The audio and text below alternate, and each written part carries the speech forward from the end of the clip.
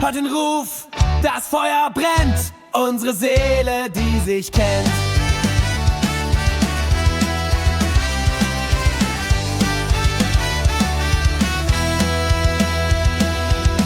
Inmitten des Sturms so wild und frei. Frauen erheben die Stimme nicht vorbei.